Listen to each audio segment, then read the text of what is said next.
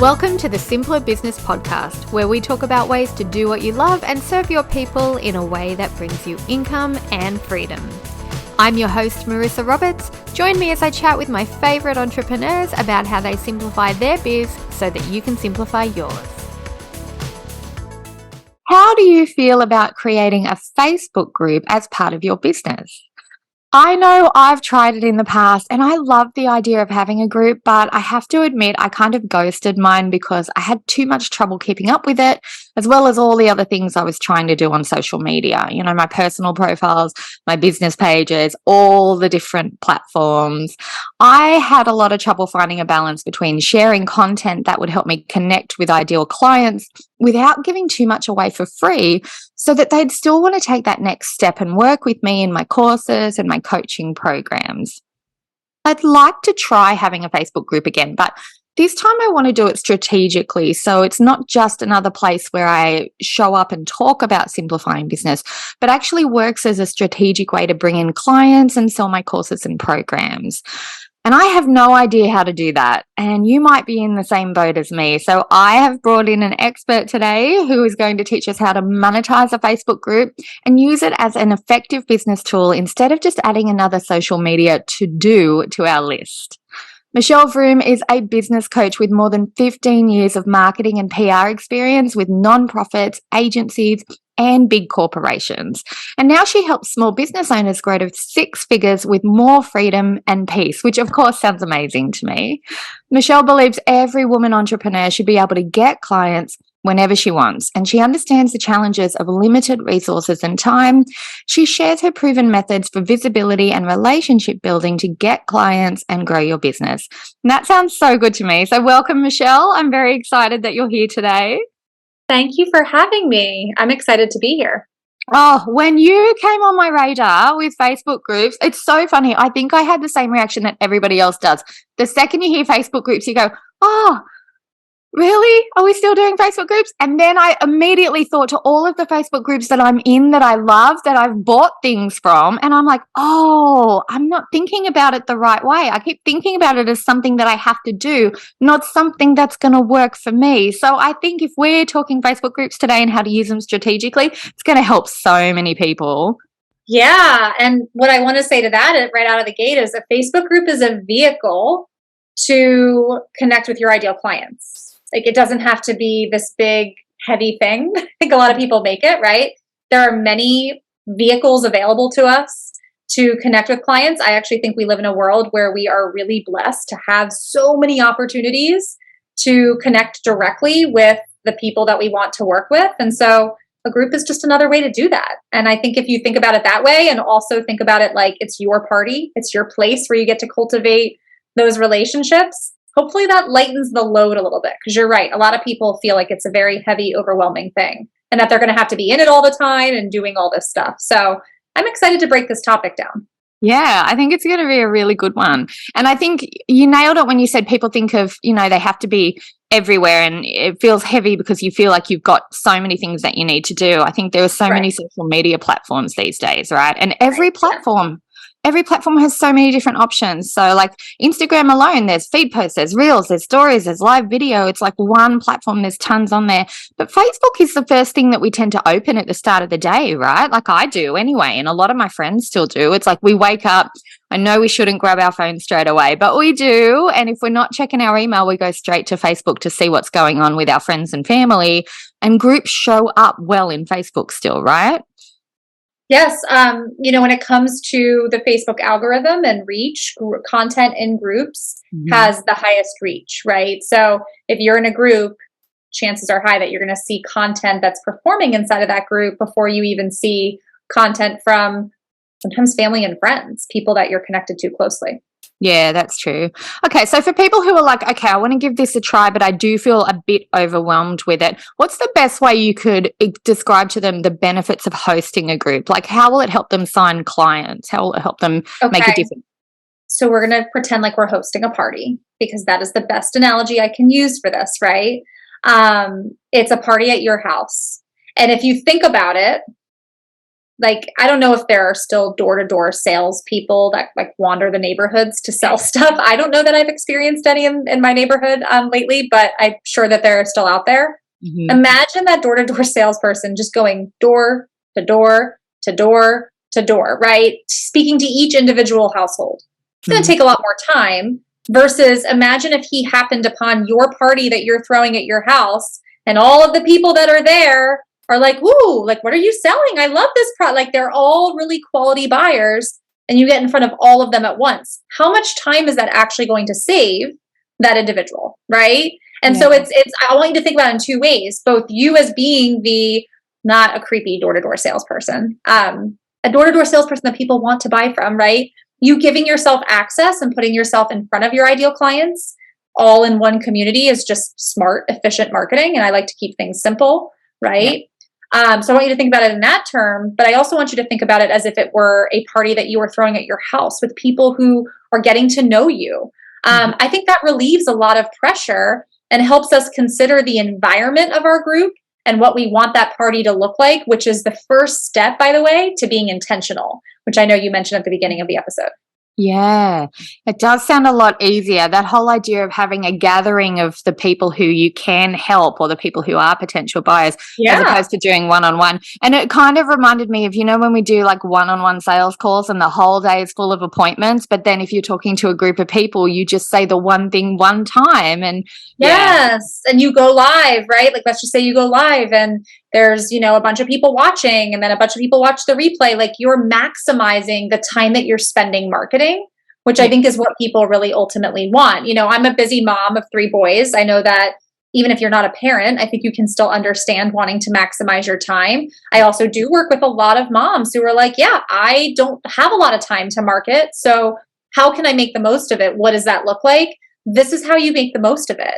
Now, you could build a community on any platform. I want to be clear about that. I'm not saying that Facebook groups are the only place. I believe they are the most efficient space and the best space because of their reach. So it's also important to note that 1.8 billion people are using groups every single month. They're part of groups like you mentioned, right? Groups that we're all part of more than one group. I can't think of a single person who goes into their Facebook account and the groups tab and they're like, I only have one group that I'm part of. No. People are part of multiple groups, but I want everyone to hear that.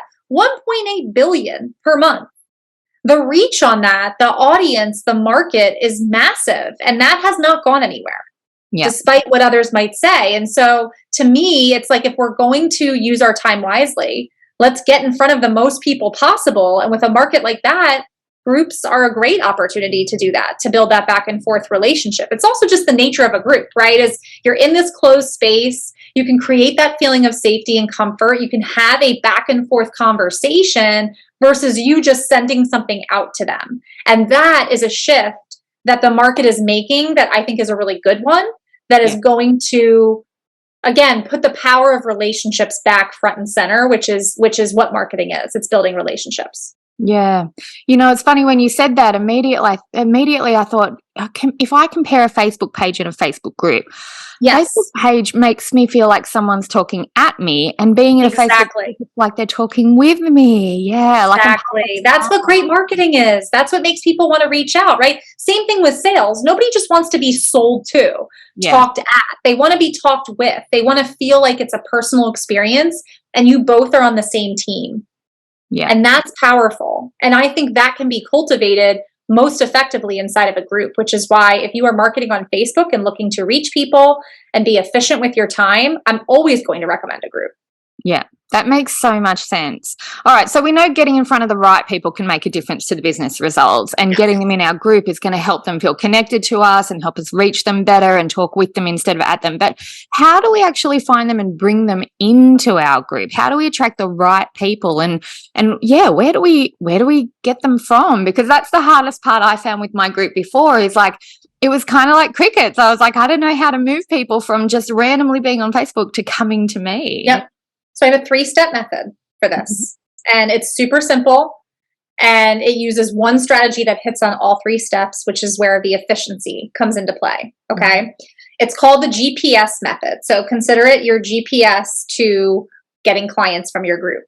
There's 3 steps. The first step is growing the group, right? That's the G step, which How do you grow the group? How do you get new people in? Well, there's a principle here that I think is really, really important that most people overlook. Market what's inside of the group, not the group itself. Nobody cares that you have a free group. It's like saying, hey, join my free email list. Yeah. Right? Like when you hear that, do you kind of think like, oh, I'm probably about to get spammed with emails. Like, I don't know if I want to join that, right? Versus join my email list and get my, 5-step process to overcoming imposter syndrome, right? Like I'm just making this up, but you can see how something that's more specific, a more specific resource actually leads people to want to join. It's the same concept with a Facebook group. So you need to grow the group, right? And the strategy that we use is hosting what we call destination events inside of your group and making your group a destination. It could be a challenge, it could be a workshop, it could be a live video series, a masterclass. There's a lot of different names for them, right?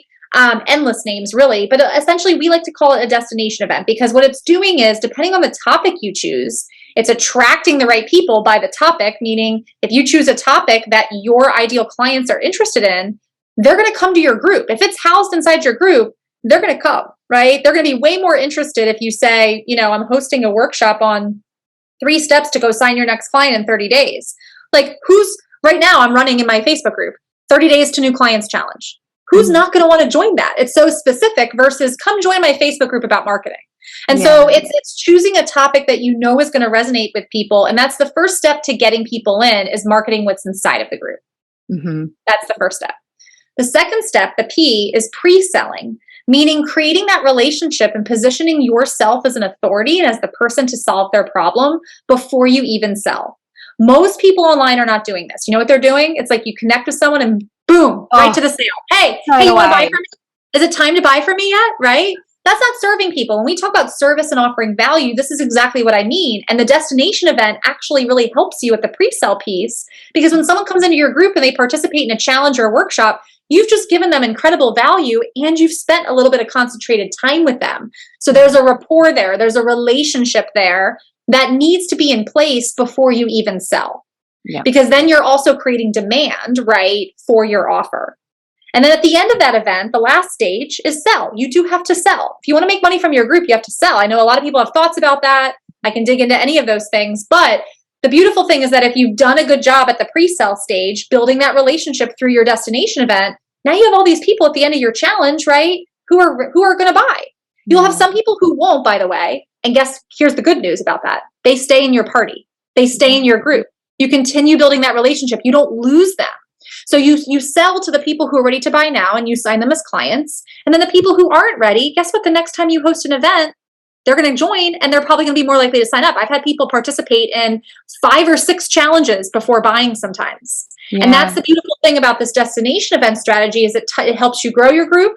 It helps you pre-sell and build relationships with the people in it. So it's very intentional, and it gives you people to sell to afterward. And then those who don't buy go back into the cycle again, right? Mm-hmm. They may not be joining your group again for the first time, but they are continuing to follow what you do until they reach what I call the tipping point, when they are ready to buy.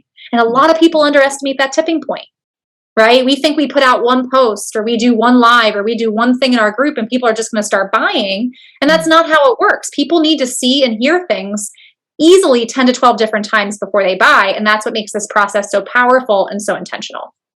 I was just thinking about all these times I've been in challenges in groups before, and you're right. Even the people who don't buy at the end of the challenge, when they do that challenge the second or third time, they're raving fans by then. They're talking it up. They're showing how good it is. It's like they've become your big supporters and they're almost selling it for you too. So even by the time they go in and buy something at the end, they've already probably talked 10 or 20 people into doing it as well. So that's pretty powerful. And I think I've seen in some groups, in terms of getting in front of new people, there's this cool thing I've been noticing lately where you go into a group, you sign up and you join a challenge, and on the thank you page, it gives you like a little screenshot or like a little image to share to say that you're in on the challenge. And I'm like, oh, that's very clever, because people are going to share that on their social media. So it gets you in front of new people as well. Absolutely. Absolutely. So again, I think the most powerful piece here is what's happening at your party. If you were to receive 3 invitations to 3 different parties on one night, how do you make the decision about which party to go to? Yeah. What's happening at the party, right? Like what's going to be the experience? Which one am I going to have the most fun at? That's the decision that people are making. And when you can market your group according to that, you're not only going to get people who come in once and like it, you're going to get them coming back, which is part of the power of having a group, is that people aren't just coming in and viewing one thing and then never returning. They're coming back again. They're becoming an active member. So destination event really is the key, because not once have I ever seen a friend of mine go, hey, everybody, you should just join this group on Facebook. It's amazing. And then people have joined it. It's always been people for a will challenge. Say, join my free group. I let you promote, right? We see those pop up all the time. Promo, but what are you getting when you get people joining? People who just want to promote in your group. You're not actually getting qualified people who want to buy from you or who have the potential to buy from you. That's why I don't do follow trains. I don't recommend doing those follow trains or just throwing out the name of your group. There needs to be context behind it. Like when we're promoting our group, right? There's a ton of promo threads in other groups where you can promote your group, right? Or wherever you hang out online. We don't just say join Market Like a Boss, right? Which is the name of my group. We mention a specific training that I have in there. We have a training in there on how to get clients from other Facebook groups without breaking promo rules. And so the promo copy is as simple as, want to get clients from other groups, but scared to break the rules. We actually have a resource inside of Market Like a Boss to help you with that. Let us know if you want to join and we'll tag you. Like, it's very specific. It's very actionable.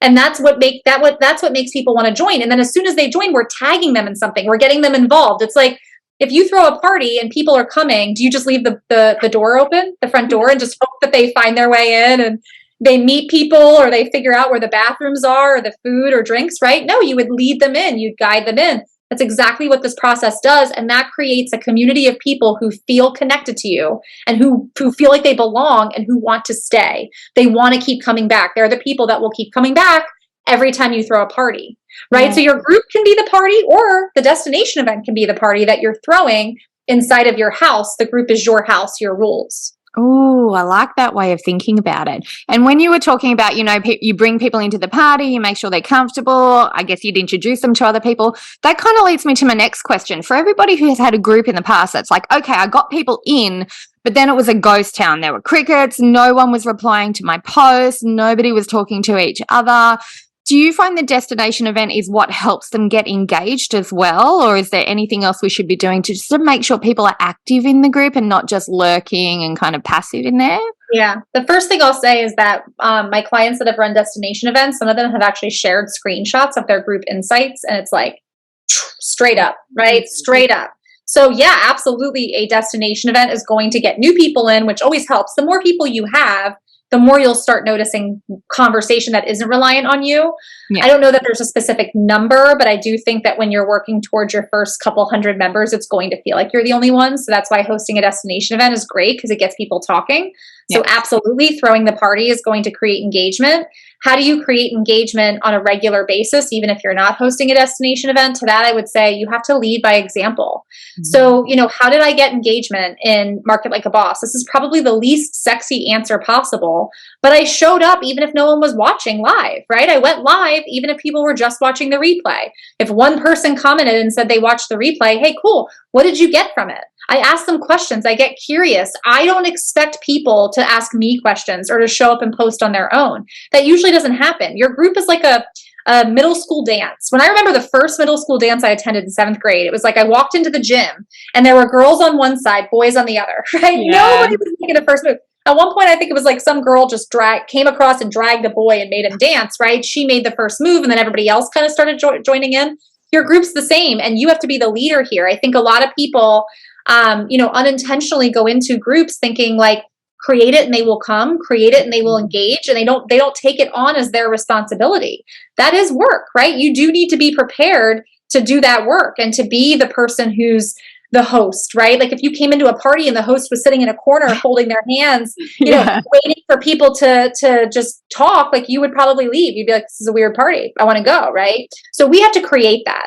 We have to be willing to do that no matter the size of our group. And then as time goes on and your group reaches a certain number, for me, I started to notice this anywhere between 200 to 300 members.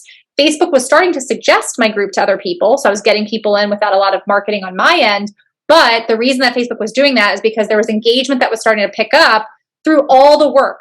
Me showing up and asking questions, me showing up and doing polls, me showing up and doing lives and asking people and sending personal messages to my members. I mean, there was a lot that I did to cultivate that and get people talking. When your group is smaller, I actually think you're in a really cool phase that a lot of people don't appreciate, right, until it's gone, where you can message people and be like, hey, what are you looking for? Like, what topics are you interested in? So that whatever they tell you, you can go live and talk about those things. I pull people all the time, and then I tag them in the live. And when they're tagged and it's personalized, they're going to be much more likely to respond. So there are endless things you can do, but I think the important message here is, are you leading by example? Are you willing to show up and engage even if nobody else seems like they're watching? Because if you're not willing to do it, they're not going to do it for you either. Yeah, so it really is a two-way street that way, but it's totally worth it to do it. What about fitting it into everyday life or the rest of your business as well? Because I know a lot of people well, actually, no, I think the more important question is, when we go from pre-selling to selling, how do we do that without that horrible stumbly moment where you just feel like you've turned into a pushy salesperson? How do you kind of move through that and sell in a way that's not sleazy sort of selling? Because I know a lot of people struggle with that. They'll do the challenge, they'll talk about how they have a program, but they won't actually go into how you can get it or when to buy it by or anything like that. Because when they start talking in terms of that, they feel like, now I'm being too pushy and people are just going to leave. Any tips on that, on making it easier? Yes, it starts with two thoughts. One, how are you thinking about your people, the members in your group? And two, how are you thinking about yourself and your offer? Ooh. So if you feel salesy or sleazy, are you selling something that's not going to get results? Are you selling something that's not valuable? It's the only time we have to feel salesy is if it's like a bait and switch, right? If you're not confident about your offer. Right. It's not a bait and switch if you're actually selling something that's valuable. So we have to sell ourselves on our offer first. This is actually a conversation I just had with my clients. Mm-hmm. We have to sell ourselves on our offer, because if we're not sold, then it's going to feel like we're pushing something, right? Mm-hmm. Because we don't have that belief there first. So that's the first thing, is look at, where am I not sold? What am I not sold on? What's making me even feel salesy, right? That's the first thing. That's the work we have to do. We can't expect our members to validate that for us by buying, because they won't if we haven't done that work. And then the second piece is, what assumptions are you making about your members? What thoughts do you have? They chose to be there for a reason. Some will buy, but how do you know none of them will buy? Is it possible that even just one person in your group will buy? And can you just speak to that one person?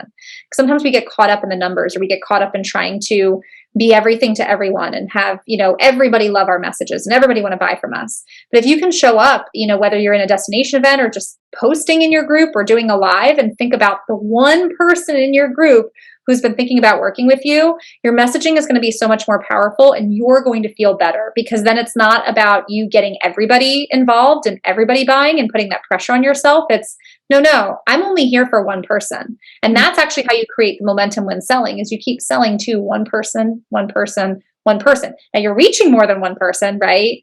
But thinking about one person when you're selling, instead of thinking about everybody and how do I make sure everybody wants this, and what should I say? What words or phrases can I say that's going to make everybody want to buy?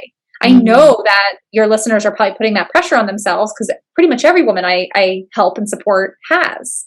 And hopefully that removes a little bit of that pressure, while also challenging you to look at, where am I not sold? So if you're fully sold on your offer and you're speaking to just that one person that you believe is in your group, that's where the magic happens. Yeah. And I suppose when you think about your offer, inside and out how it's going to help people. So if you focus on that side of things, not whether or not people are going to want it, you're going to get a really big. Well, that's how you can be convinced that people want it, right? Yeah. If you aren't clear, which a lot of people are not, they're not clear on how it's helpful, or they have hidden objections about their own offer that they haven't dealt with. And that's when we feel salesy, because we're like, I think this will work. Yeah. But I'm not positive. And so I feel weird and out of integrity selling it. That's what salesy means.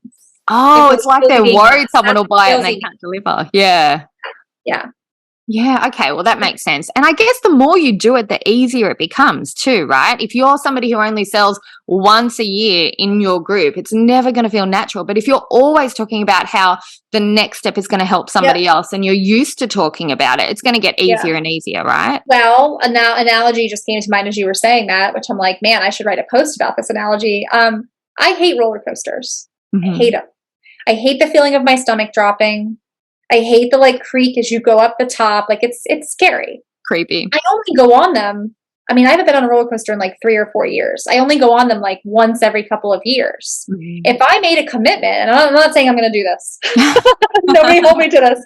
I'm just saying if I made the commitment to go on a roller coaster every single week or every single weekend, how much more comfortable would I be? How much less afraid would I be? How much less would my stomach drop? My stomach would probably still drop, but I wouldn't be scared of the feeling anymore. I think Yeah. it's just like that. It's really, truly just like that. Because if you're only doing something once in a while, number one, you're not able to master it. But number two, it's going to always feel scary because you're keeping it at arm's length. Yeah. Oh, I think back to when my kids were little, right? And things were a big deal, like tying your shoes or eating broccoli. And once they did it like 12 times, they were fine. But the first time was always a really big hurdle. Or, yeah. Right. Sense. Right. Oh my gosh. Okay, Michelle, that was so much gold. I feel like I need to go and set up a Facebook group today and just kind of get that ball rolling again. But destination event was a massive light bulb for me today because I've done events in Facebook groups as a consumer before, but it's never really clicked for me that is the easiest and best way to get people into the group and engaged and buying at the same time. It feels like it ticks all of the boxes at once. And it's not even a lot of effort because it's a one-to-many thing. So it's repeatable, right? Like you can do, I've done destination events on the same topic. You'll never deliver it exactly the same, right? And if people hear you talking about the same thing over and over again, they're actually going to buy faster. So it's a repeatable, simple strategy that you can reuse anytime. And it hits on, honestly, 3 core marketing principles that everybody needs. I don't care whether you have a Facebook group or not, or what industry you're in. You need to get in front of the right people. You need to build a relationship with them, and you need to sell to them. It's that simple. And now you have this fun event that you can make your own, that you can really use to like capitalize on your personality, right? Now you have access to that to help you do all 3 things, which you would have to do anyway. Yeah. So it's so simple. It's so simple. Simpler and more fun version of doing that. Yeah. Yeah. That's really cool. Yeah. All right. So I know our listeners are going to want more from you. And I think the best place for them to find you is probably in your Facebook group, right? Definitely. Market Like a Boss is my Facebook group. We have a ton of great resources in there about growing groups. I also have a free guide called Your First 100. So for anybody listening who wants to create a Facebook group and get their first 100 members in, or if you already have a group and you want to get your next 100 members in, this guide is really a great thing for you to sink your teeth into. I take you through the process of how to create a group, including a cheat sheet for naming the group. And then I also take you through a checklist of how you can get some of those members in and really start to get the ball rolling even before you host a destination event. So if you're looking for something like that, if any of your listeners are like, ooh, I really want to give this a go, or I've got a group that's been dormant, or a group that I just want to get new members into, this guide really is a great resource. Yeah, I'm going to snap that up myself. I'm going to go there today. Yeah, so if they join the group, that's where they get the resource? Actually, the resource you can get separately and then join the group. Or if you join the group, of course, you can get the link to download the resource as well. We also have a vault of trainings and resources to help you market and sell and, of course, make sales from your group. So it's really a great opportunity, too, to see how I run a group and like what does it look like and how do I get engagement, and we're doing all sorts of fun things in there all the time. It really truly does feel like my party in my community, so it's a great example to anyone who wants to see how they can make it their own. It's like we get all your insider tips and tricks just by watching it happen live when we're in there ourselves. I love that. And that takes the pressure off too, because even just learning new strategies is a lot of extra work normally. So this is a nice, easy, breezy way and fun way to do this. Yeah. And I just want to add one other thing, because I'm thinking some of your listeners might be asking this question in their heads. If you have an existing community on Instagram or you have a following somewhere else, it doesn't mean you can't start a group and take that following, they're already following you in one place, and bring them into your group to build a deeper relationship with all of them. It's actually how a lot of my clients have done that, where they have, great following on Instagram, but they're like, I want more back and forth with the people following me. They'll host a destination event inside of a group, right? And they'll actually bring those people, those existing followers, and that's a great way to warm them up and convert them to clients faster. So you're using and tapping into the network that you already have, which is also very simple. Yes, I love that. And then you don't have to feel like you have different personalities. Exactly. I wanted to say that because I know that's a question a lot of people have. And you don't have to have a Facebook group to run a destination event. I just think it's one of the best ways because you can really talk with people and then keep them there Yes. so that if they don't buy, it's not like they're gone, right? It's not like you don't have the opportunity to build the relationship. I think that actually makes the sales process a lot easier when you're not feeling pressure like I have to sign this person now or there's never an opportunity to do so. Well, they'll go. Yeah, exactly. That's when we become salesy, by the way. Yes, when we because feel we get desperate or like we're convincing, right? So yeah. That's such a good point. All right, that was awesome. Thank you so much for being here today. I got so much value out of it, and I know our listeners will too. And yeah, I'll leave all your links in the show notes so that everybody can find them nice and easy. I can't wait to join your group and see your next destination event and see what that's like and actually experience it. So that's really cool. And everybody listening, I hope you enjoyed our conversation as much as I really, really loved having it. Let us know on, are you on Instagram as well, Michelle? I am. Market Like a Boss MV, so my initials. I'm on Instagram as well, so feel free to follow me there too. Beautiful. All right, everybody, I will see you all in the next episode. I hope you enjoyed this episode of the Simpler Business Podcast. If you did, please subscribe, rate, and review us on Apple Podcasts. There's a link in the show notes to make it nice and easy for you, just the way we like it. If you're ready to simplify and scale your business, you can get started with my free audio class at marissaroberts.com. See you next time.